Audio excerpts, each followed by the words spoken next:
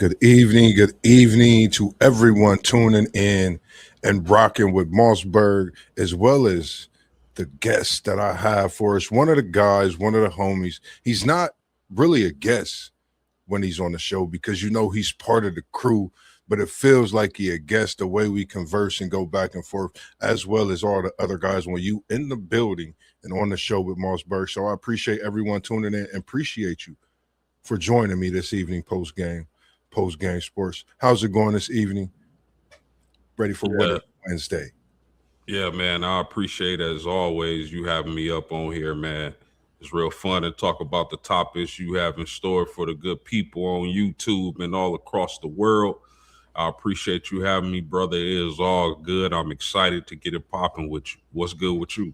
Yes, sir, man. It's appreciated, man. And I didn't mean to have the late applause, but it's like you got to hit that round of applause once you finish because the mic just still be checking itself, man. And shout out to you for what you do because even though I'm busy on my work days, I can't wait till Thursdays for your show to come and drop. And I'm looking forward to that as well tomorrow. And we are back with another episode of What If Wednesday. And I think we're at part three. This is What If Wednesday, part three. If we want to know for those who are just tuning in, maybe for the first time of this What If series. And this week, we have quite a slew of topics. And again, before I get into that, I want to thank everyone for tuning in this evening and want to give a shout out to WTP for Life, Unc, who we call him, One Take Zay, City League TV, SEC Shine, Parlay Poe of Blissburg.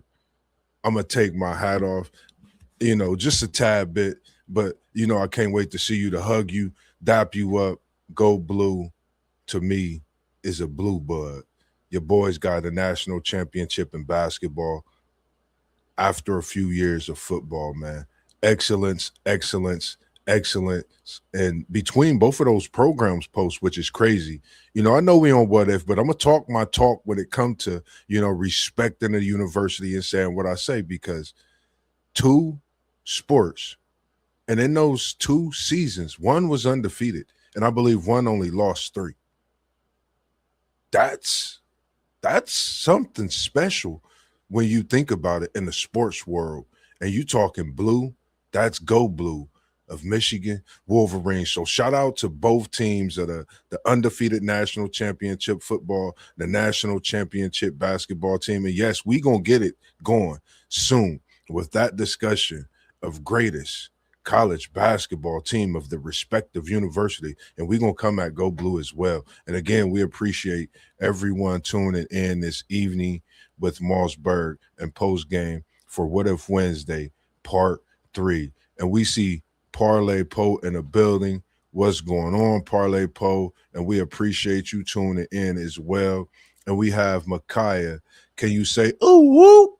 Yes, indeed. If that's the way you wanted it, there you go. And we are going to get started this evening post game. Any thoughts before we get in? Because my ankles is biting based on the topic and the players that we got coming in. As many ankles that they didn't nabbed in their careers respectively.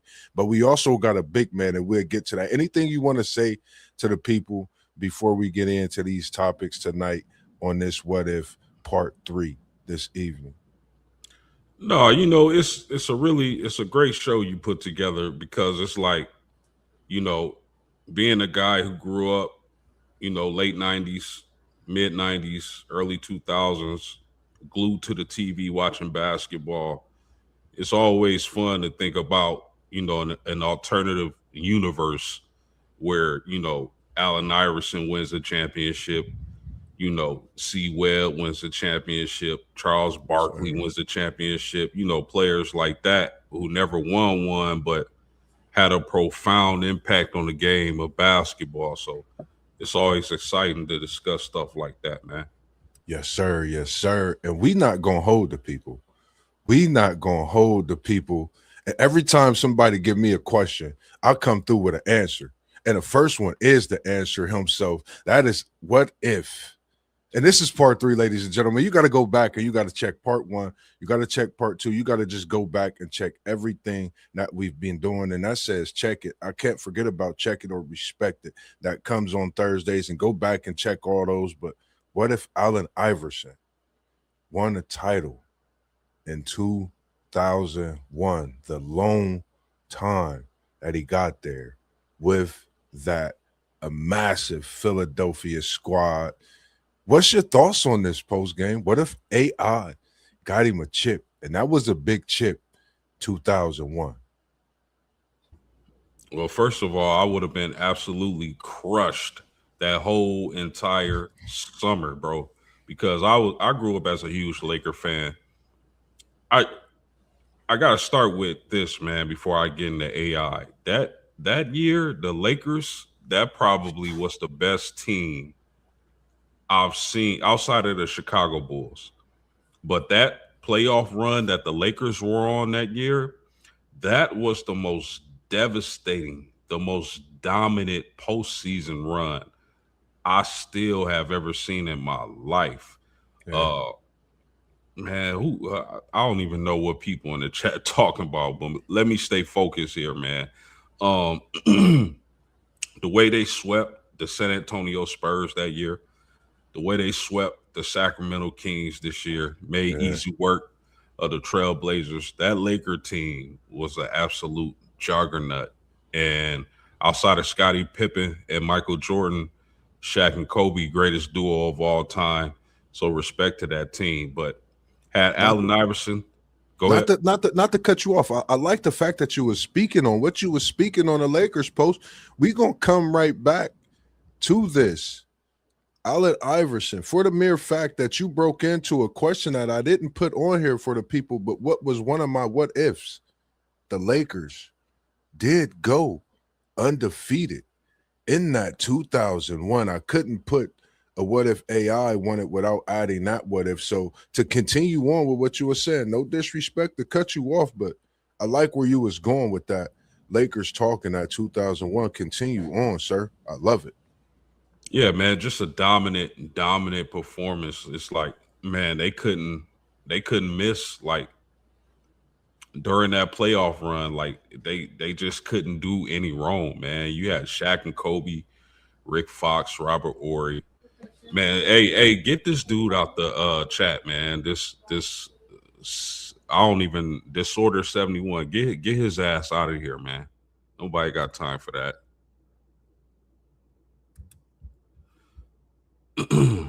But anyway, um, cause it's like, bro, Allen Iverson, you gotta think, man. If you the majority of people aren't even 6 foot, right? So Allen Iverson had like the youth, he had the culture on chokehold, like his influence, man, his influence, like man, hey Moss, you gotta get these people out the chat, bro. You gotta get these some weirdos in the chat. You gotta get them out of here, brother. These some straight weirdos. I banned dude, but anyway, I don't know how people have time to do stuff like that. But anyway, you here for good sports content, and that's what it's gonna be. Y'all can keep all that weird stuff. I don't know. Go to another channel with that weird stuff. But anyway, like Allen Iverson's influence on the culture, and like you gotta think, most people playing basketball aren't over 6 foot. I know Allen Iverson is rated. They say he's 6 foot. I have a hard time believing he was even 6 foot, bro.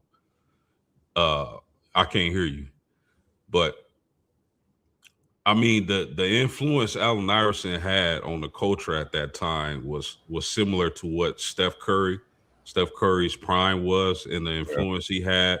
And I think it's because if you're a smaller guard, like a lot of guards that I played against and with, 5'5", 5'4", it's easier to relate to a smaller player in the NBA. So Yeah. that's one of the reasons why I think Allen Iverson was so influential during that time. But Man, you got to think about that team, bro. Like Alden Iverson, I believe he averaged like 30 plus points that year.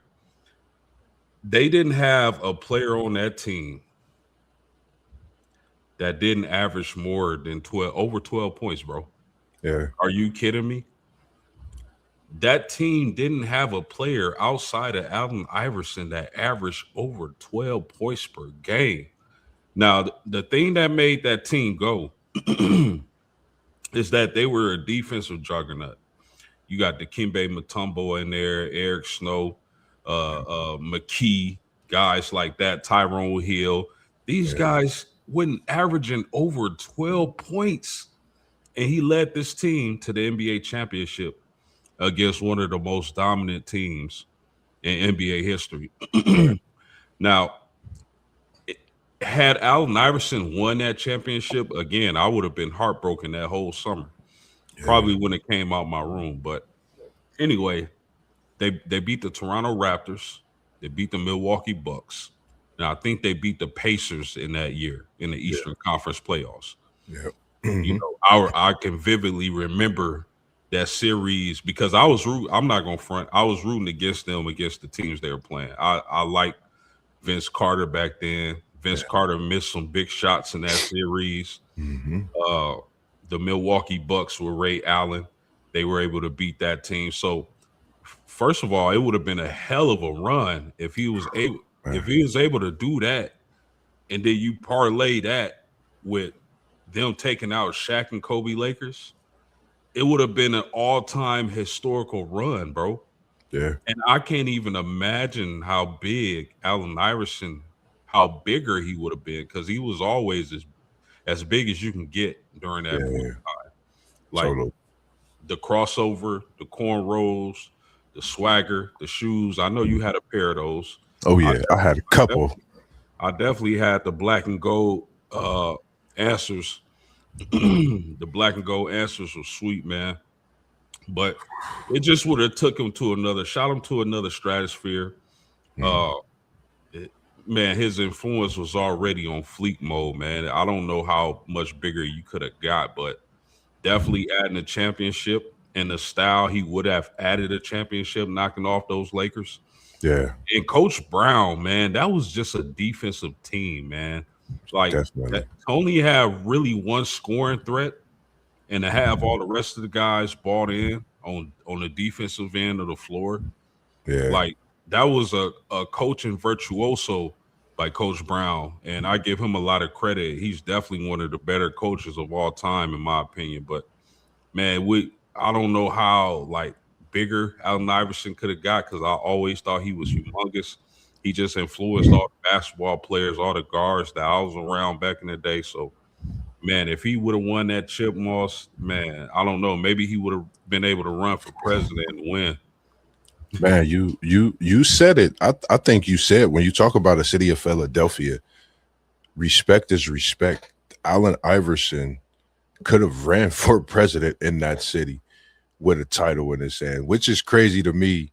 You know, when we think of when we talk about what if these things, and when I say crazy is because we think about those things. We didn't think about them then, but we think about them now when we have some of these things in discussions and seeing how much he's an icon today, to that city, still to that team, where he grew up in VA, so many more. But when it comes to if Allen Iverson would have been able to take down a Shaquille O'Neal, who was averaging a couple points more than him, that season in the playoffs. It was like Shaq was ousting him of what he did during the season. Like, I can oust your scoring title and go above you. And what Cole was doing, rest in peace to the great Bean, the legendary, the Hall of Famer, the GOAT himself as well. And, a supporting cast, Ori, Fox, Fisher, even Brian Shaw. I mean, it was so many players that propelled that team, but it would have been like David taking down Goliath. And they mentioned that many times in that first game. And I think for me, the difference maker was Allen Iverson being 6'7", as they say, for me in that game one that they won. And I think he gave it his all. He kept and continued to each game after that. But I think up until that point to the season, his team was like, man, this is a tougher task than what I think. I think it would have been legendary.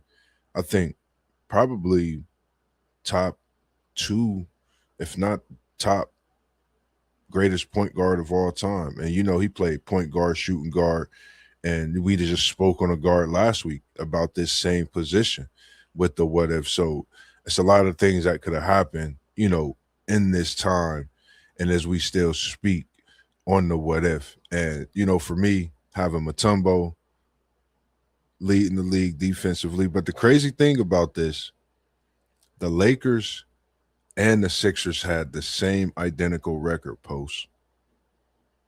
And for me, I think they just ran into a team that had Kobe and Shaq.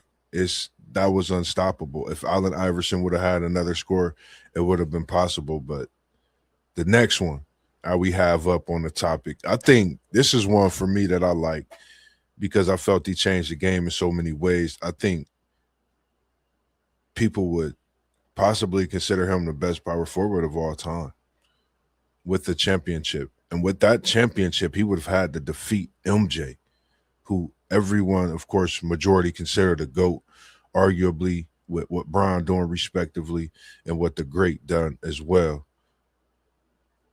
Barkley winning a ring. What's your thoughts on this post game? Sir Chuck, Mr. March Madness himself, the man that I just love what he do and how he's, like an icon in basketball, Hall of Famer, the whole nine, man. What's your thoughts on Chuck if he was able to win the title? Before I get to Chuck, man, I want to say one more thing about the Iverson thing, if you don't mind, bro. Nah, you good. You good. Man, listen, when they won game one in LA, because you got to remember back then the playoff format was 2-3-2. So the Lakers had 2 at home, then 3 in Philly, and then finish out the 2 in LA. Like when they won game one, bro, I was devastated.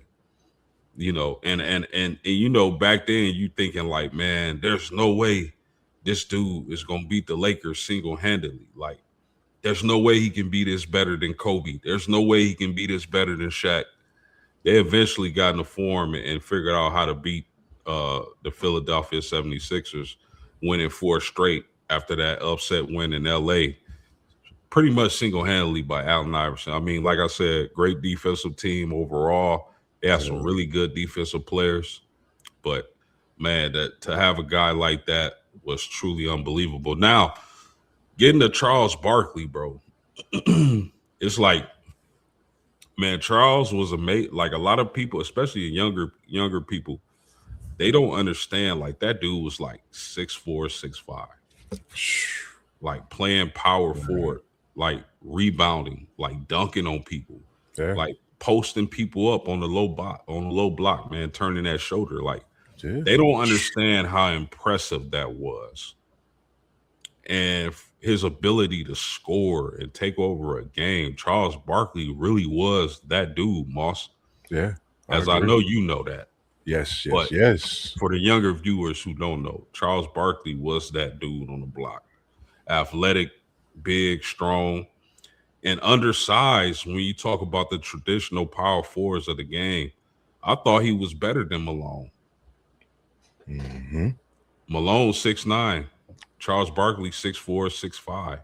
I thought he was better than Karl Malone, bro. But if he would have won a title, first of all, Moss, Shaq wouldn't have any comebacks on their show against Charles Barkley because that seems to be his biggest comeback is you don't know anything about winning championships. Google me. You never won. How can you tell us about winning a championship? Right. You don't have any championships. Yeah. It's hilarious. It's the funniest thing ever when he go after Chuck, man, and Chuck go after him. But he definitely wouldn't be able to use those lines when it comes to winning championships. But man, I felt like, man, if Charles Barkley was able to get a chip, we talking about 10 getting into that room of 10 to 15 best Yeah, players of all time, yeah, if he was able to capture that elusive championship, which he never did, but if he was able to do that, Moss, we talking about going from a top, what, 40 player of all time to a yeah. top 15-ish, maybe 15. 20 I 15 play I could around there. argue, yeah, you could really argue possibly and say 10 with his size being the biggest factor in him playing big like that down low. Because if you really think about it, Chuck really dominated everything and everybody. He just didn't have a title. Yeah. That's the That's crazy thing. yeah, and it's the same thing for Allen Iverson. Allen Iverson, I know they say point guard, but he really was a two guard. I Man, mean, come changed on. the game, Chuck man. Charles Barkley, it's the same thing with those two. They were undersized for their position, but they dominated it. Yeah, So really, it's the same thing with Allen Iverson, man. All the jokes are over.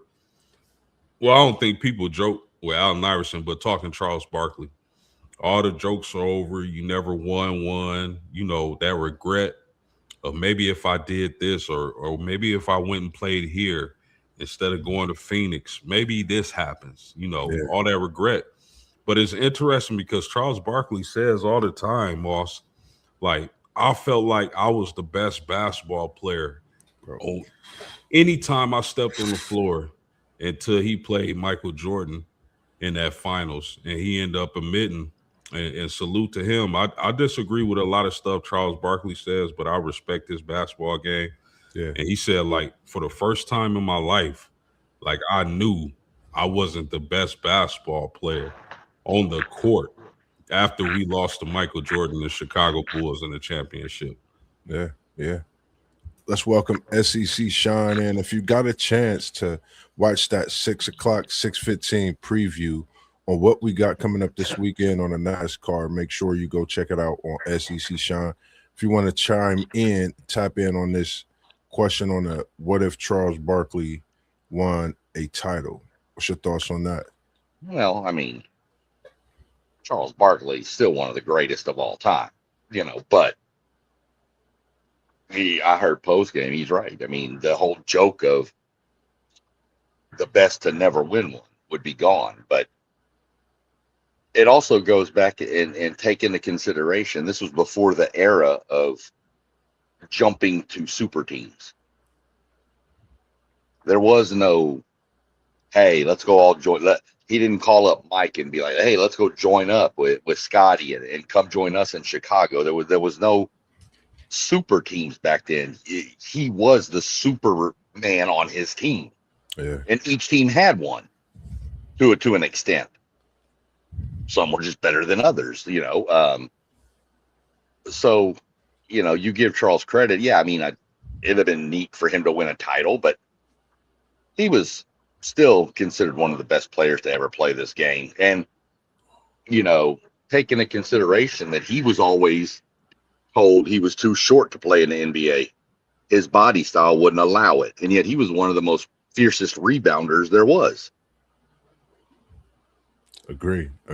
Anything else that you would like to add to this one post game before we get out of here? I just, for me, I think he definitely would be up there. I love Chuck's game. I just think from, me really looking at it over the years, I never really watched his documentary. So I think about a month ago, I watched his documentary and really watched, his growth, from him being a young man, all the way up and people, you know, asking him so many different questions to where he's just himself. He's just going out here playing a game that he loved. And he was just, like he said, a big old teddy bear. Everybody thought he was something more than what he was. He just was a natural, guy trying to hold his own on that basketball court, knowing what he was going against him. So I respectively, say Chuck is definitely up there with the greatest. You played against Mike, in a dueling series. You went head to head with Shaq, many years, even though you didn't get a title. You talking about one of those guys out of that era where Jordan kind of, weaned himself and expanded and resurged into MJ, the GOAT we know. I think Barkley was the one to where everybody really feared outside of MJ in that era. Yeah, I agree, man. I mean, y'all both said it all. And what up, SEC Sean? Good to have you on, man. As always. Yes, I sir. mean, y'all said it all, man. I mean, Charles Barkley was awesome, man. And a lot of the younger people don't know.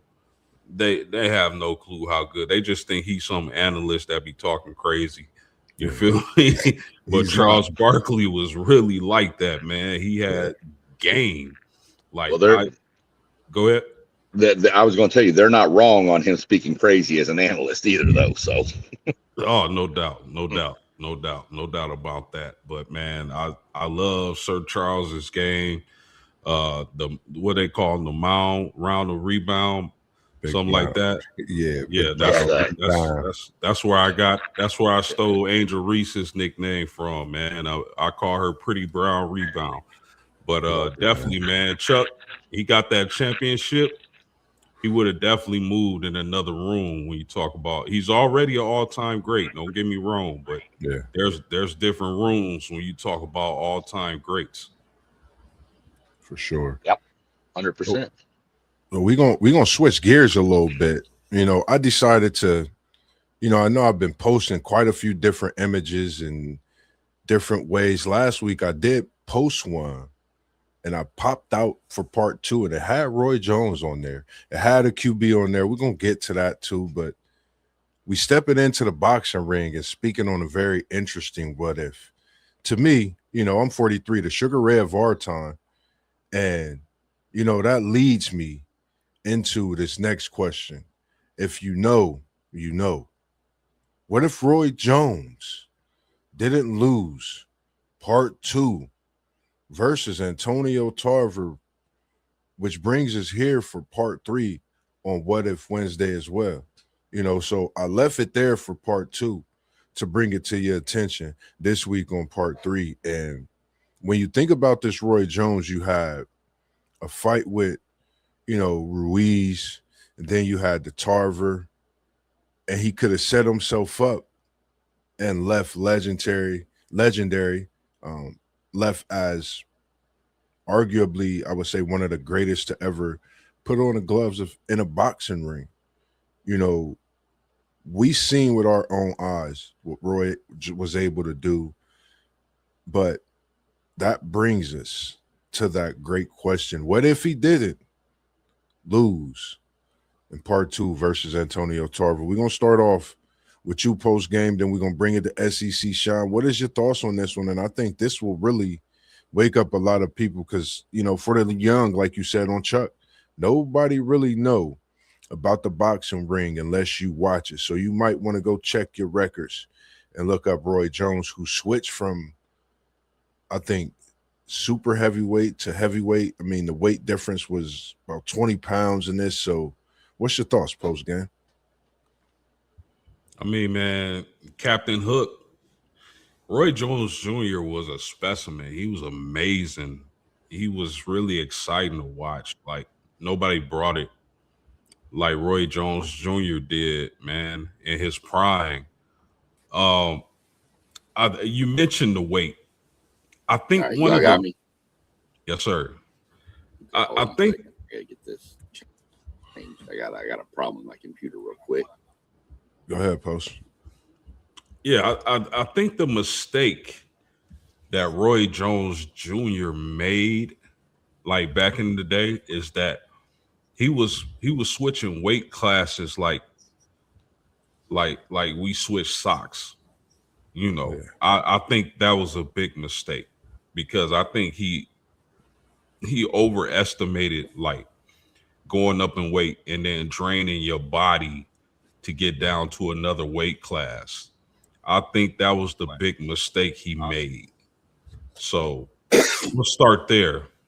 But had Roy Jones retired undefeated because the losses kind of made him like, okay, this dude can be touched. You know what I mean? Before he was losing, it felt like Roy Jones Jr. couldn't be touched.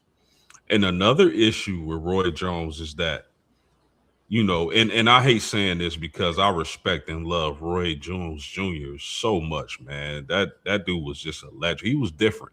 But the thing is, like and I'm gonna compare him to Floyd Mayweather as he got older, Roy Jones as he got older. The difference was, to me, is that Roy Jones Jr. relied on his athleticism, to school people. When you get older and you start losing some of that athleticism, what do you now have to lean on as compared to Floyd Mayweather as he got older and his hands got more brittle? Like, he relied on his defense, his IQ. Roy Jones always relied on his athleticism and that hook. You feel me? So when that feet ain't moving as quick as it used to do, now you're not so much invincible. But had Roy Jones Jr. retired undefeated and won those fights with Tarver, bro, there's no question in my mind that he would be on the Mount Rushmore of boxers ever. Like, some people still have him in that regard. I don't think as many. If he had went undefeated and had that cloak of I'm invincible still remain and tied to his name, I think it would be a lot different. But man, had that man was bad, man. Had he retired undefeated, he would be definitely on the Mount Rushmore. I agree. What's your thoughts, SEC Sean, on this one, Roy Jones Jr.? Let me throw a quick apology to everybody. I switched over to the computer and forgot that YouTube was still playing the show, so I was getting double echo and feedback. So if anybody heard any double echoes coming from me for a second, I apologize, but I've got that closed now, so we're good. But these are always weird for me because I used to be into boxing, and then I got away from it. Boxing just became too rigged for me. It almost felt like. And I know I'm not alone in that and I know a lot of people disagree with it, and that's fine. That's why we have sports, because we got to agree to disagree on certain things. Yeah. Roy Jones to me is on the Mount Rushmore, though. He is on there due to, he was considered by many to be one of, if not at his time, at his peak, the best pound for pound fighter out there. Post, you're exactly right. He was just athletic. He could outlast you. He didn't necessarily have to knock you out, but he was going to be stronger in the later rounds, and you weren't. And you're spot on with like you said, with Mayweather. Mayweather is so much more tactical that in his older years, it's easier to win fights. Not that it's easy to win one. Don't take that wrong, but it's easier to win one when you don't get hit. Yeah, there you go. The IQ, you hear about it in football. He's got a football IQ, basketball IQ. He has a boxing IQ that is probably unmatched of anything we've seen. Had Roy Jones, the losses, I mean, I get it, the loss to Tarver and stuff, but to me, back then, if I'm not mistaken, and correct me, but I think I'm right on this, he was the boxer from the U.S. that was pretty much stripped of the medal because they gave it to some other South Korean or something. Well, wasn't that Roy Jones in the Olympics? They got pretty much screwed. Yeah, that happened to multiple USA boxers, though. Right. Yeah. Right. But I remember it happening to him, and it was huge. It was massively controversial. And then he came out and dominated in the ring, in boxing circles. And to me, it brought a lot of eyes at a time when boxing kind of needed it. You had a lot of eyes on it when Tyson was rolling, and then it kind of slipped away a little bit. And then Roy Jones kind of brought it back. And then Mayweather kind of carried it on. So Pacquiao was there too. But to me, boxing needed Roy Jones, and that's why I have him on the Mount Rushmore. I think he brought more attention to the sport of boxing at a time when boxing needed attention. I like it. I think, for me, and it's good to see Parlay Poe as well in the chat. And he had a comment in there, which a lot of people seen, with this fight as being, a draw, questionable. He said he lost the first one too. And, for me as being an onlooker, I instantly thought that it would be a part two, in this fight. And for myself, I was like, I think this is probably the dangerous fight, to go into, knowing that first one was kind of questionable. And as well, for me, what if? I think you're talking about the greatest, arguably, we still have Floyd being people's choice, but I think Roy Jones would have, been at the top of that list, without a doubt. That's just my thought when it comes to that as well. For me, my next what if, I'm just going to snag into this one, not with the homer. I seen a Bengals fan in here. Shout out to you. Appreciate you tuning in, and Hude as well to you. I was trying to stay away from the injuries this week, as I was telling posts, and I've been telling the guys, but I'm gonna throw this in there, man, just for the fun. And if you could take it back to this, we got Parlay Poe in here as well. I think it'll be a good one. What if Carson Palmer did not get hurt in that game? That I think, as a Bengal fan, it's a game you never forget, as a Bengal fan. And if you're just a football fan, I think, at times it's something you think about all the time. But what if Carson Palmer didn't have his injury early in his career, but I think that was where he really was taking it to the next level? What's your thoughts on that? And I'm going to come to you first, SEC Sean. What if Carson Palmer did not have that injury? Well, I mean, this is kind of a tricky one because I can name a few times where I could say this about my Bengals. Back in the Super Bowl against San Francisco when Tim Crumrott broke his leg, things like that. There's all kinds of. But as far as Palmer goes, I think because back then, okay, let me put it this way.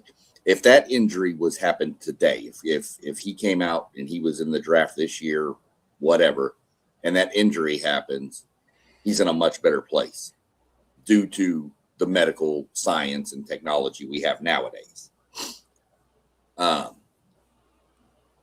I think it kind of derailed his career. He had a serviceable career in the NFL.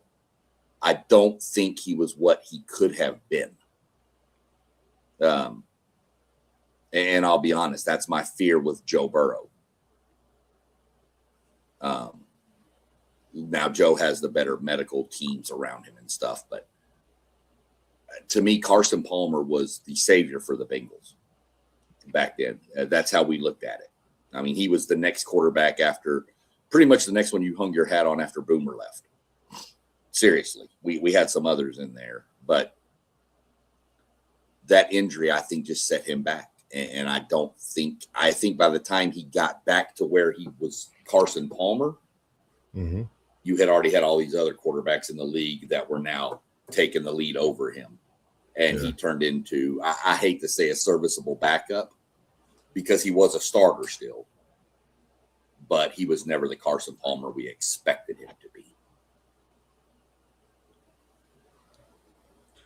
100%. Oh, listen, man. I was watching Carson Palmer back at USC. He was a hell of a quarterback, and unfortunately for me, pretty much won the Heisman by shredding Notre Dame to pieces that year. Oh my goodness, man! My goodness, he was on fire. Listen, man, if Carson Palmer doesn't get injured in that game, I believe it was the Steelers, right? Where he took the Yeah. low hit. Him and Ocho Cinco go down as one of the greatest quarterback receiver duels in history. I'm pretty sure. I think SEC Shine pretty much said it, but I'm pretty sure we weren't able to get the best out of Carson Palmer due to his injury. And like he said, like the medicine isn't what it is, the technology isn't what it is today. Carson Palmer was like coming into the NFL, like he was like that prospect. Like Yeah. he was that golden boy, golden arm, California, USC Heisman winner.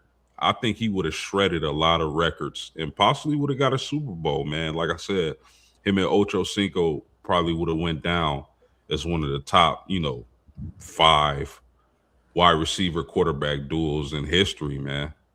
Yeah, yeah. I totally agree with you both. I think also to add to that, you know, being a Bengals fan, for me, like you said, it was like, a savior coming. Oh my gosh, we got a great quarterback. Not seeing a quarterback in a Bengals uniform since a Boomer Esiason. Really being back there and you feel that could lead your team. For me, it was devastating. I cried. I cried real tears, not just as a fan, just watching it happen to him as a player, knowing that, he got to go home and live life, as well. But for me, like you said, Ocho, Carson, probably one of the best duos we'll ever see. The possibility of Cincinnati having a Super Bowl and that curse being gone, which I'm looking forward to this year. But one thing that I love about this for if we think about it, USC and their quarterbacks, it seemed like Carson Palmer came out. And if you see the quarterbacks after Carson Palmer, it seemed like USC has been a university that's getting quarterbacks in the NFL, along with other universities, but they seem to have these quarterbacks with those, arms that, has some skill. We see what Sam Darnold has done. And in his time at USC, guess whom they compare him to? Carson Palmer. Earlier in his career, Carson Palmer. So, I think USC, you could look at them and say this is a factory. Just give these guys some time. We see the potential in them as well. And, unfortunate, as Parlay Post said, unfortunately, it's a lot of what ifs like this. Very serviceable QB. We appreciate you tuning in this evening, Parlay Post. And once again, if you got any comments on Go Blue, please leave them in the comments and give the flowers to Parlay Poe and his Go Blue squad, who, when I say they put on the show for the NCAA World this season, they put on the show, and you got to respect that. And I don't know, just like I said, man, just appreciate the university. And not to mention, I'm glad you in here, Parlay Poe, because y'all got a Frozen Four that's tipping off tonight at about probably right about now. What was that? 8:30. So shout out to your Go Blue Michigan Wolverines in that Frozen Final Four, the Frozen Four as they call it, man. Shout out to what they're doing. And just me, I'm gonna throw it out there, man. They're blue blood. Before they talk about Michigan being a blue blood, you heard it from MossBurgh. If they haven't said it, but I'm gonna say it, they have blue blood, just my opinion. They say North Carolina, not. I'm gonna say Michigan could be opening the door and walking right on in and putting themselves right where they need to be. As for, anything else, is there any, just before we get into the next one, anyone if that could come off the top of anyone's head? I'm going to start with you, Post, then I'm going to come to you, Shine. Anything that you could think about that we could tap into off the top of your head, maybe? Yeah. I mean, we can go all night with what ifs, bro. We can stream to about 5 a.m. on the what ifs alone, dog. Yes, sir. Uh but I mean, one for me would be what would have happened if Peyton Manning never had the neck injury? Like and stayed with the Colts. Like how would his career would have ended? I know he went to Denver and you know they were really successful. I mean, he still got the passing touchdown record to this day from that team. I believe it was his second year that he set that record, but he had a heck of a receiving core there, and he was just on fire. Like with the injury, you saw him, like you saw his arm talent like decrease, plummet a little bit, but he was so intelligent as a quarterback that he was able to lead them to a Super Bowl. I'm not taking away from that defense, because that defense all time. But for your quarterback to essentially not be able to pass downfield and only have his mind to really lead that offense, like I still think that was incredible. I know his stats fell off, but during that Super Bowl run, but man, for to have a quarterback that intelligent, you know, that was an amazing feat. But what if he never got the neck injury and stayed in Indianapolis? That's a great one to think about. Definitely. I like Well, that. so Go you ahead, throw SEC another Sean. one, Indianapolis. What if Andrew Luck just doesn't up and retire? Ooh. Yeah. I mean, be real. I mean, Y'all getting in there tonight. does I Indy love it. win more Super? You know, I mean, come on. I mean, he was. I know he had dealt with some injuries and stuff, but he was still technically in the prime, and he just walked away. So I mean, there's another. What if just for your Colts? That's just one team. Yeah, I mean, we could do. Go ahead. That's a dynasty for you. You talking about, just respectively, you talking about the passing of the torch right here. You talking about the passing of the torch in an organization in that time where knowing what Brady was doing in NFL. I see your questions coming in. I appreciate you, Brother Barnley. We're going to get to that as well post-game, because that's why I had that FSU logo. And we going from part 2 and bringing it in to part 3, as you've seen the Roy Jones, you've seen the Carson Palmer. And I appreciate this. And as I was getting back to it, the dynasty, because you have a Peyton Manning in an era where they thought Brady was the greatest. And one time during that streak, and I still felt that I like Peyton Manning because of what he was able to do. And post-game, being the coach, being in that backyard, bending air in South Bend, knowing what they were going through, that would have been special. It would have been a torch passed on to, I would say, Manning pushing Luck to continue on what was built, you know, and having Luck in that short career, I think we would have seen something special. And Indy, and you talking about how Brady had just those years in New England, you talking about, I mean, a century and some in Indy that could be going on, and even passing it to Daniel Jones. And we see how he could really be in this coach organization, you know, with what they have. And could you give the hats off to that organization and what they do as well? Not to interrupt, but I mean, it just, that's some great what ifs that you guys brought up. I love those, and I appreciate it as well. Well, here's the thing: you got to think of like the butterfly effect. Like, if Peyton stays, the Colts probably don't get Luck. But to SEC Sean's point, like, if Luck doesn't see, the thing with Luck is that during his tenure, we had a terrible, horrible GM. Mm-hmm. Just terrible. I mean, they were letting Andrew Luck take beatings, and he still was putting up numbers and performing, still making comebacks and leading us to victory. I believe, or under this regime, and rest in peace to Mr. Irsay. We know his daughter has taken over, but Irsay's last few years on Earth, man, where we had a different GM, like, and we still were able to have Andrew Luck, a healthy Andrew Luck, I think the Colts would have did it eventually. Yeah, I agree. And we appreciate it. Like I said, our brother Barnley, we're going to come back to, he said Joe Burrow already holds, and I'm coming right back to you, Parlay Poe, holds records for the most playoff wins, quarterback wins, over, you know, Ken Anderson, Boomer Esiason, and 5 playoff careers combined on their end. And I agree, man. I can't wait. And Brother Bondi, if you could send the email to what you see at the bottom, Joe Moss 1001, I would love to have you on for my Bengals season preview this season as we kick off our season talks, which will be coming up soon, and indulge it. And we had Parlay Poe in the chat with us, and he's been in here the whole time, and we appreciate it. And he's been talking at Go Blue. I thought he was going to type it in the chat, and he said, what if Charlie Ward played b-ball instead of football instead of basketball? I apologize. What if Charlie Ward played football instead of basketball? What's your thoughts on this one? I'm going to come to you first, SEC Sean. What's your thoughts on this one?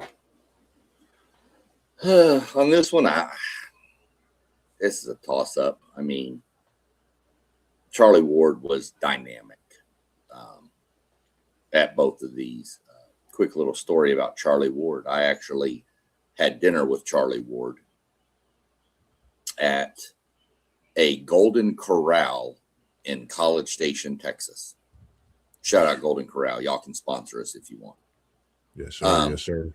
It wasn't just me. We were parent and code. We had a 7-on-7 football team for our high school. We were at the state tournament in College Station, and so was the team he coached. And one of the coaches on our team with us was Todd Scott, former NFL safety from the Minnesota Vikings. Mm-hmm. And he knew Charlie Ward. And so we sat there and hummed it up with Charlie Ward. And while our players were recruiting his quarterback to come transfer to our high school, his quarterback named De'Eric King. So that's a little quick story on Charlie Ward. But oh yeah, Charlie Ward was dynamic as of an athlete, as we had numerous of them back in that day. Bo Jackson, Dion, Charlie, numerous two-sport athletes that you just don't see anymore. I honestly think Charlie could have been sensational in football. I think Charlie chose basketball more for the non-injury aspect, if that's fair to say. You get into the NFL, I don't think Charlie wanted to be getting hit by 260-pound linebackers running 4.4s at him. I don't really think that was in Charlie Ward's. He was okay. He was okay driving the lane and having Bill Laimbeer knock him to the ground or something, but he wasn't real keen on, like a Lawrence Taylor type just taking his head off. So I think he chose the path of least resistance, but I think he could have been dynamic at it, either one. He was a phenomenal athlete. Yeah. I agree. I think the thing about it was Charlie Ward was probably ahead of his time when you talk about football, basketball, and that's probably why he chose to take the basketball direction, as SEC Sean just articulated, which I 100% agree with. I mean, you talking about a Heisman winner. I think he would have been great in the NFL. The only problem is does he even play? I know Charlie Ward is a little smallish when you talk about quarterback, so I think he made the best decision for him.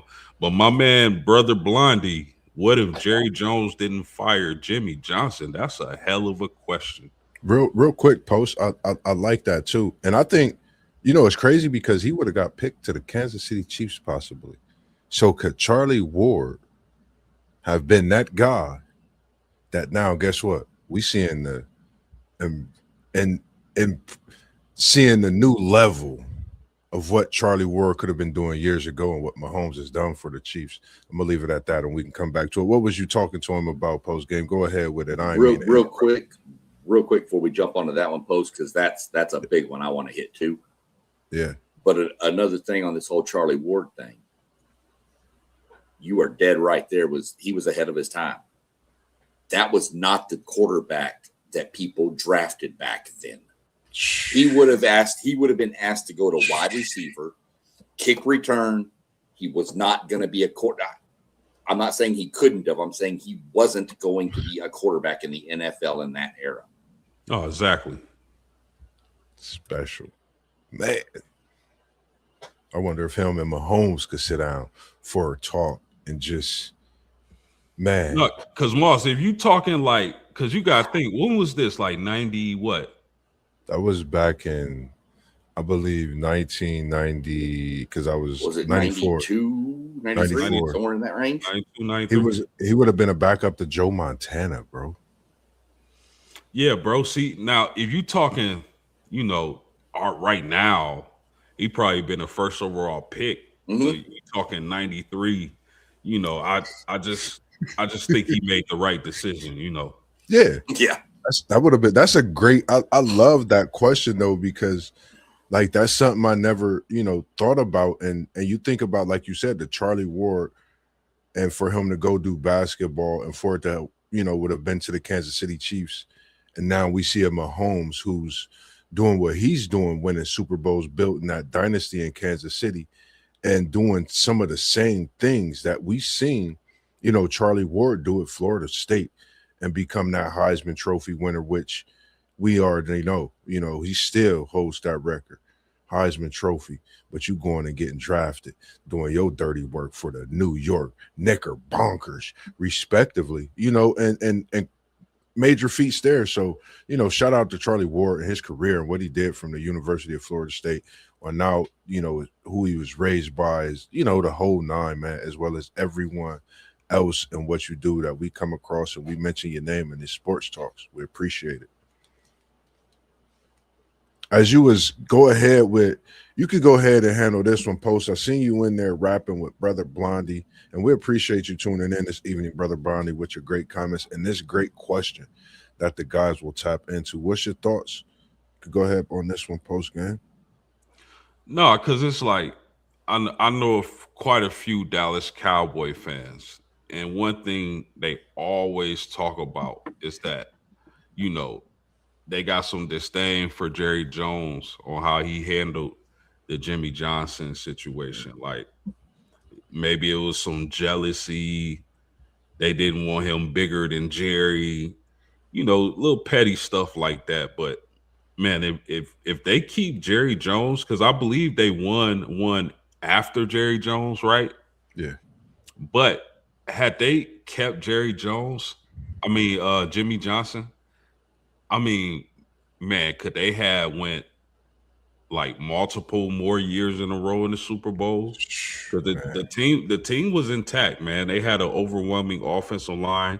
Of course, Emmitt Smith, Michael Irvin, Troy Aikman. Those guys are just legendary players. Now I know that what's my man name? Michael Irvin, suffered the devastating injury or whatever. But man, I just like Jimmy Johnson. I believe he would have kept that organization in the Super Bowl conversation for years to come. That's a hell of a question, my man. Yeah. What's your thoughts on this one, SEC Shine? This is America's team. And this is, I think this something special, crazy. Being from the great state of Texas. Yeah. Back then you were, even before you had one of two options. You were a Cowboy fan or an Oilers fan. I was always a Bengal fan first and foremost, but Dallas used to be my second team. And it wasn't a bad choice because they went on that run in the 90s with Jimmy John. You're rooting for a Super Bowl champion. Super Bowl champ, yeah. and they won 3 and 4 years. And the third one was with Barry Switzer. Now, I could have coached that team. In fact, we're going to put it this way.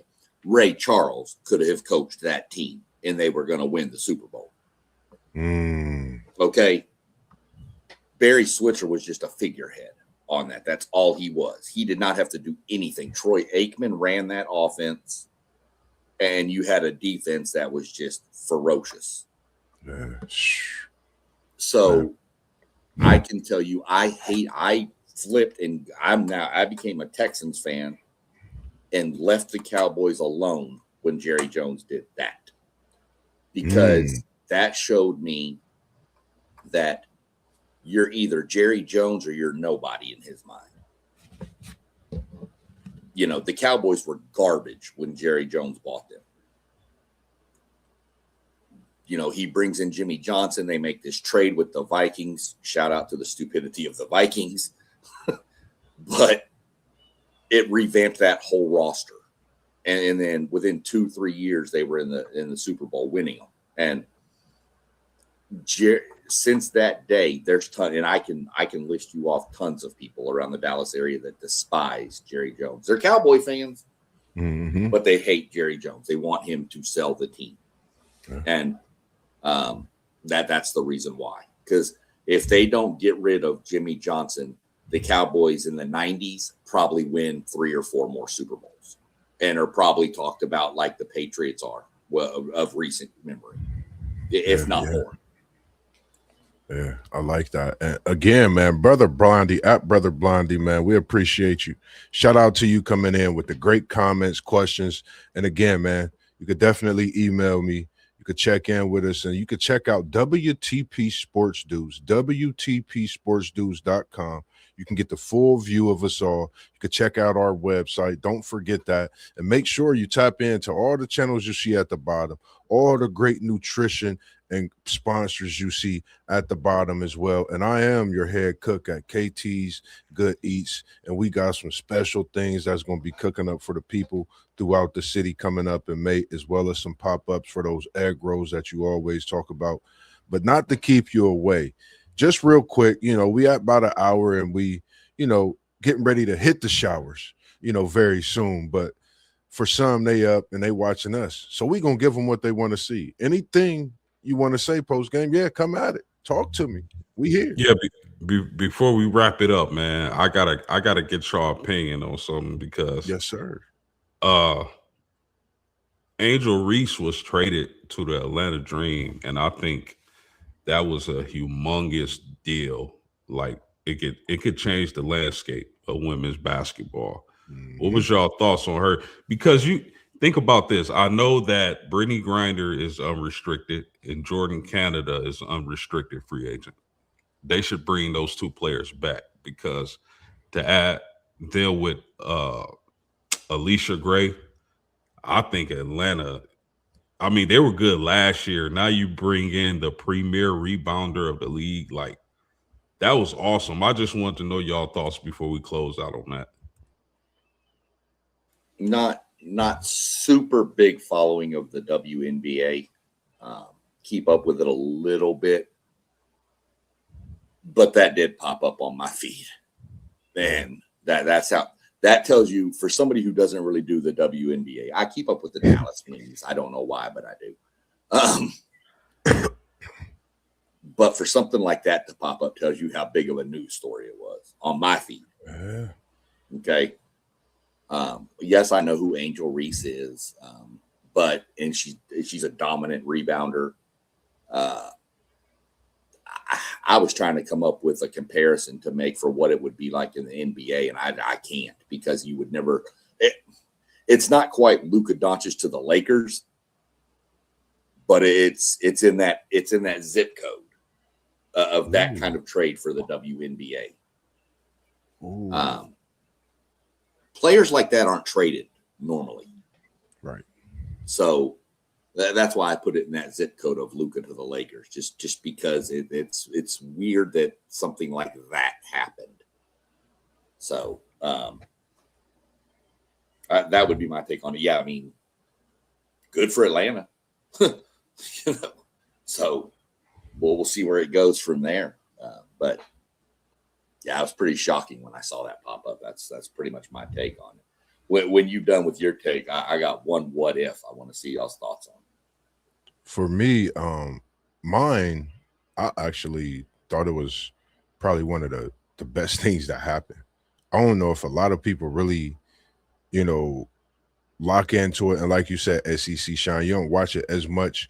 I think with it coming up as a notification, I think you was maybe thinking like, I might have to watch the WNBA draft to see what this could have possibly landed into. Her teammate Flaugier is coming to the NBA.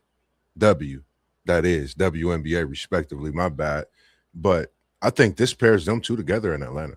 Atlanta's in the top 10 for picks. I think Flaugier and Angel, I think they back together in the WNBA. And I think this is something that's been waiting to happen.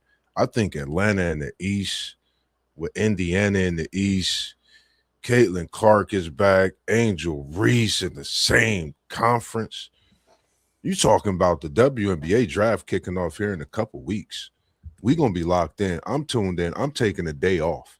I'm checking my schedule because this is for me, I think, very big for her career. I think this is one of those moves where you get with the right organization. Nothing against anything and where she was at. I think it's about where players are fitting for what they do, their culture, their self, and who they are. I think all of these things fit perfectly. Atlanta, the music scene. Guess what, Flaugier? You and Angel Reese about to drop a video draft night. I don't know. I'm just speaking it too. It could be possible. But I think this could pave the way for some things like that to happen. And first thing I thought about was them playing together in Atlanta. Bro, they cooking with grease now. I mean, think about it. Tahina Pow, Ryan Howard, Alicia Gray, which I mentioned. Bro, they cooking with grease. And they got the money. And between them, New York, you can never count out New York with Stewie. You know, we know what the fever gonna be, you know, right there with anybody. So I mean, but real quick, I know SEC Sean want to cook, but this dude, brother Blondie, man, just dropped another nuke in the chat, man. The Lakers and Sparks are still the only teams to win both the NBA and WNBA titles in the same seasons back to back. Get out my book. Get out my book, brother Blondie. I was bringing it to you next week. Let's tap into it this week. Let's get it. I think that's diabolical. I think what you want to say, SEC Sean post game, because y'all Laker fans, I think that's still, I think a lot of people don't really even talk about it. That's why I actually had it on the docket. You know what else is crazy about that? It's that the Lakers had Shaq, and Sparks had Lisa Leslie. Yep. So they both had two dominant centers at the time. Yep. And if you think about it from the guard standpoint, who did Lisa Leslie have at the guard standpoint with her at that time? You know what I mean? So it's just wow. Yeah, I mean you had them do it. Houston was close.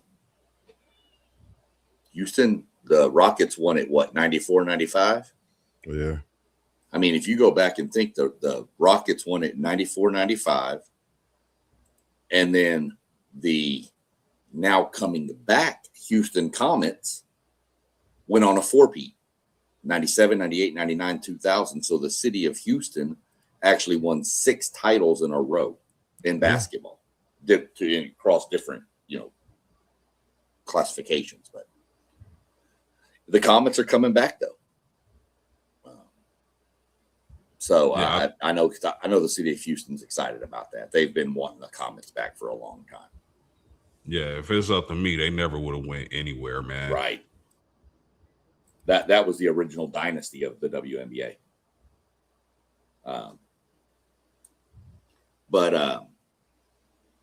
Yeah, I mean, brother Blondie got some bangers coming out at us here. Love it in the chat. Love to see it. I don't even know if I know brother Blondie, but like I said, I appreciate you tuning in this evening. We're gonna have to email, we're gonna have to network, we're gonna have to chop it up, because I would love to have you on and feature you, and not just a conversation with MossBurgh, but bring you on for one of our what if episodes as we continue on and on throughout this year with these shows.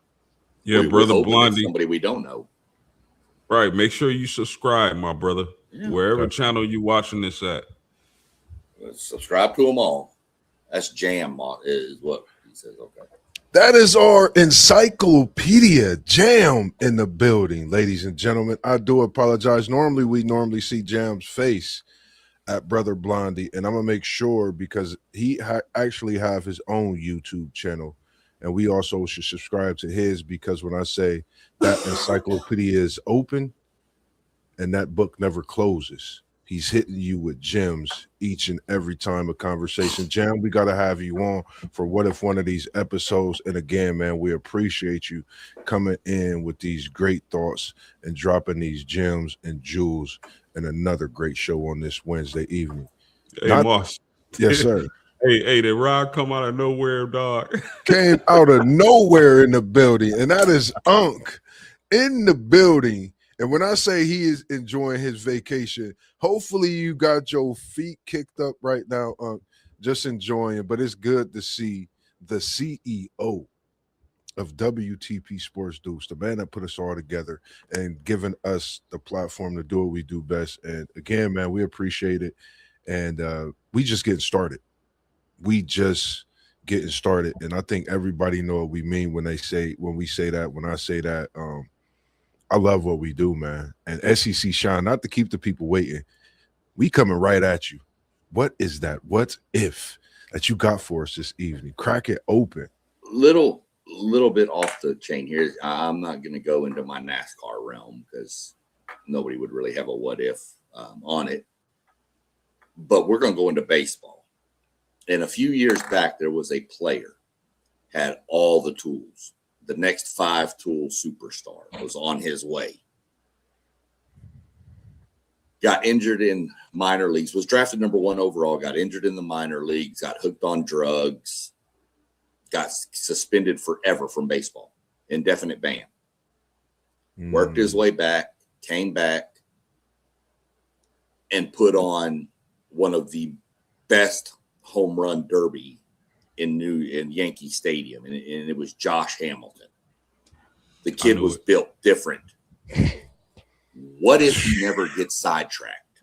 How are we talking about him as one of the greatest of all times if he doesn't get sidetracked? Easily, in my opinion. My bad, Post. Go back. Rewind. If I could rewind the chat, SEC Sean, can you come in with that again, please, sir? Because that right there, I think you just dropped another explosion with that one. I mean, number 1 overall pick for the Tampa Bay Devil Rays back then. Was drafted number 1 overall, and actually, if you want to know, drafted overall in the 2nd round, number 1 was Carl Crawford. Josh Hamilton came out of North Carolina with everything: speed, power, arm.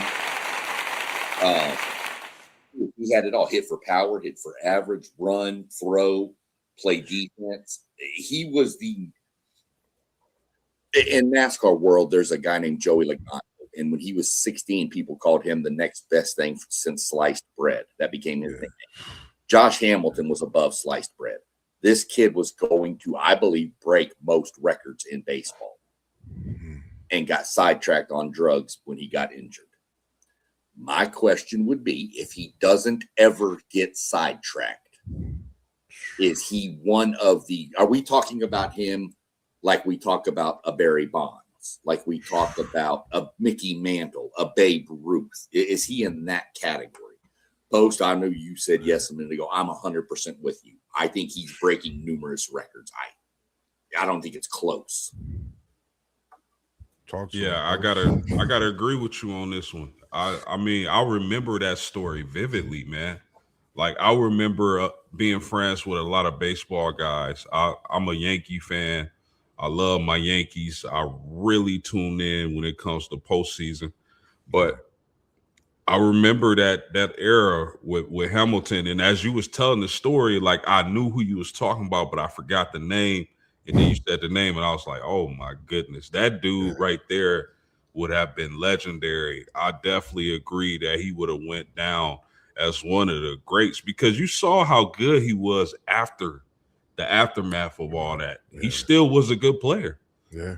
But you talking about if he was able to avoid, the situation that derailed him, if he was able to stay in, on that straight and narrow path, I'm talking about,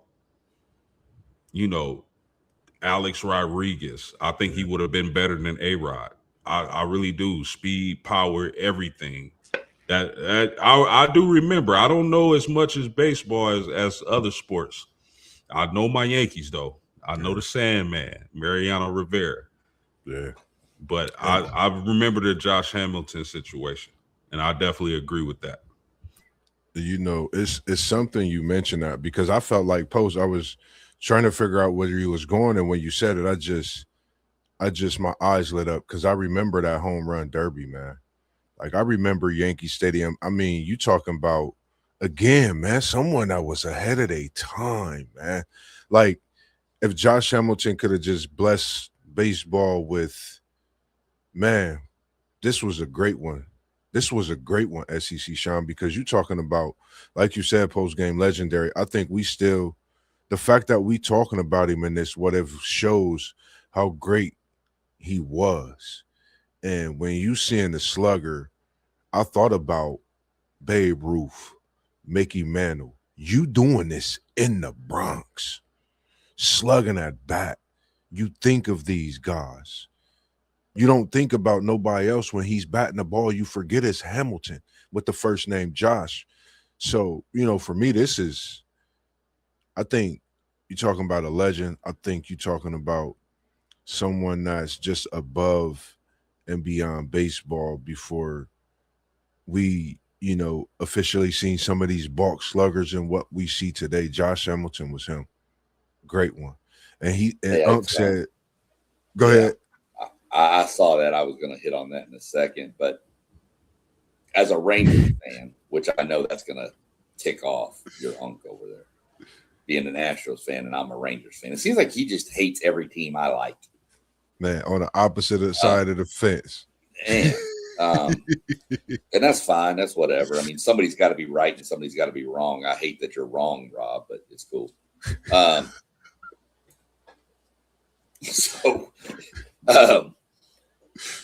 As a Rangers fan, though, I got to see that whole Josh Hamilton thing. Yeah. And I'm going to tell y'all something. You hear about things like this all the time.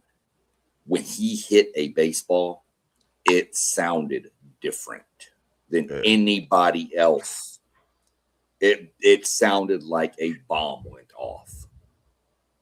I saw him hit that 4 home run game against Baltimore. Yeah, you're on the wrong side of Texas, SEC. No. Never. You done got him started. Unc is in the building. No, it's fine. All good. We got a big baseball series coming up this weekend. I'm gonna tell y'all right now. The return of Jim. I can't say what I want to. That starts Friday afternoon, don't it? It starts Friday. Friday. Okay, I'm gonna have to get it. I'll probably watch some highlights Friday night when I get off. Yeah, I can't say that coach's name, but it made me throw up. So that's going to be a big series this weekend. But yeah, I mean, that was just something that popped into my head during the whole what if thing. Is what if that just stays? No, that's an excellent one. That's a really excellent one. That's a really good one. And to Rob, man, you know you my dog and all, but man, listen, my Yankees hot to start off this season, brother. You already know it. Them Astros got to catch up a little bit, dog. Tell them, Post, they just got swept by the Rockies. You said by who? The Astros just got swept by the Rockies. Well, he ain't gonna say that. This just a get back season for the Yanks. We know where we coming for this year. And my Rangers just swept the Mariners, so we sitting in first place now. Yeah, I'm looking forward to our ace Garrett Cole hopefully getting back, getting and being healthy, hopefully returning to form. So definitely, I mean, my major concern with the Yankees coming into the season, and they kind of surprised me. I didn't expect them to come out this hot. Was I felt like they've leaned more to, you know, analytics and big bats when, you know, we all know you win in October with pitching, man. Yeah. I think it's just good to see them come out, you know, as I am a Yankees fan as well, just see them, you know, doing what they do, using what's available.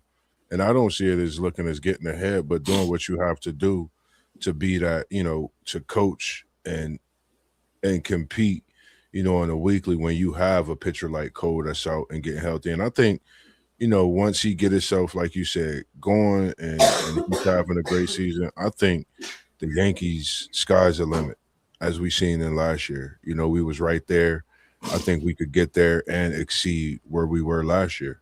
You know, so health is going to be a big factor, but outside of that, I'm definitely, you know, looking forward to the Bronx being a place this year come postseason for sure.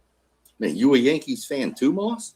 Come on, man. Oh my God, what is wrong with people? Do I got to go back? Do I got to tell you the reason? I used to sit down, watch the Columbus Clippers, watch Posada catch it as a catcher. And shout out to Doug Jones' daughter is who I will be having on the show soon, and I'm working on a cut up for. Oh man, it's gonna be special on the edit. But you know, I get excited when we talk about the Columbus Clippers because that takes me to Paul O'Neill, Bernie Williams, some of the guys that you know. Even though that was a Yankees, you know, club to send them up, but I watched those guys up close and personal. So it's a personal things with them Yankees. Man. From here to New York is big. You taking me back to the glory days, man. You talking Diamond about Dog Night post. Bernie Williams, Paul O'Neill, Jorge Posada, the captain. Like what? Yes. The Sandman, Mariano Rivera. Man, stop it, Moss. I see him That's on why- that mound in that stadium here in my hometown. It was special. That was yeah, that's I'm kind of hoping that the Guardians will call up my boy Jay Slaviolette from A&M soon. We went to a Clippers game a couple years ago where there was a kid from Alvin, Texas, where my wife went to high school, who was a pitcher in the high school. He was older at this point, Jordan Stevens, but he pitched here in Columbus. We went to watch that. So we're going to see how it goes. The Clippers are a good time for people that are looking for something inexpensive and fun to do in the Columbus area when the weather gets like nice out and stuff. Yeah. Clippers are a fun place to go to. Minor league baseball is fun no matter what. Shout out. Yeah. Appreciate that, man. Tell them send us some tickets, SEC Sean, man. Talk to them, man. Talk to the Clippers. Tell them. We here, man. Like we will come out and support. Send us some tickets, man. I'm too busy trying to get NASCAR tickets for people. What you talking about? Hey, what was the other thing I wanted to say real quick? I don't know about baseball right now. Baseball's in such a bad situation. It's the Dodgers versus everybody. They just outspend everybody. They get everybody.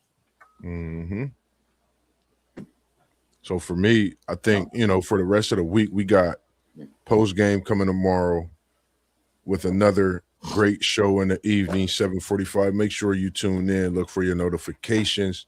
We're going to be posting, throwing stuff up on the different media sites, tagging you in it and all that good stuff, showing your posts. Outside of that, we'll have our review on NASCAR that's coming up this weekend. And make sure you tap into the NASCAR reviews that SEC Sean is diving into, because I've been working on the edit as well for him too. And I just been watching that edit for the last couple nights, just working on it and just seeing us there as a team, and can't wait to get to one of those events, because one of the things that threw me, and it's so me, and I said, I have to get to one of those events. I have to do a better job outside of my schedule and getting into this rewards app, is when you sent me the picture, all the free goodies that you get at the race is impeccable. It make you want to be a fan just seeing that video, man. So shout out to what you're doing, but man. That was just the stuff. That wasn't even counting the fact you get tickets for free. Man. So many things. And I was just like, I was blown away. So I definitely got to tap into my NASCAR reward app a little more outside of this crazy schedule that I'm slowly getting away from. Starting next week, I'll be able to be on with y'all more, have a little more availability, which is what I've been trying to do for us for, this year moving forward. So outside of that, anything that you want to say to the people, we'll bring Post back in as well. Post, real quick, I got a question for you. Tomorrow, are you going mock? Are you drafting it? Or are you doing respect it or check it tomorrow? Post might have got tied up. I think he might be doing another episode of that check it or respect it. Okay. I think he might be doing another. I'll keep a lookout for it. I'm not, like I said, okay. I don't know that I'll be on tomorrow with my getting prepped for my son and my two twin granddaughters to show up, who we just found out they are now expecting another child. Grandpa SEC Sean. SEC. Congratulations. I'm gonna Congratulations, have to start tapping into some oil money somewhere real soon. Hey, by that time, listen, that's why we here doing what we do, because trust me, they gonna enjoy the fruits of the labor that we put in, man. And I just know it, I see it, and I know we not doing what we doing for no reason, man. It's just always great and being able to do what we do. And again, I appreciate what you bring with that NASCAR, because like I said, I have to tap into it a lot more myself in that availability. But like I said, I opened it up so I could start coming on those Wednesday shows prior to mine and tapping into some of those races through the week as well myself. Yeah, for sure. So, for sure on Tuesdays, y'all, on Wednesdays, for sure, y'all tune in. I normally hit about 6:15 to 6:30. Go about 45 minutes, and then I turn it over. We get a break, and then Moss normally jumps on with this show, which is a phenomenal show. This is the first time I've been able to jump on live with it. Appreciate but it. Y'all go like, subscribe to all the channels you see. Look, he mentioned the website. I'm going to throw it out there. We're on Patreon. We're going to put some content. We want to get some paid subscribers on our Patreon. We're going to start having giveaways.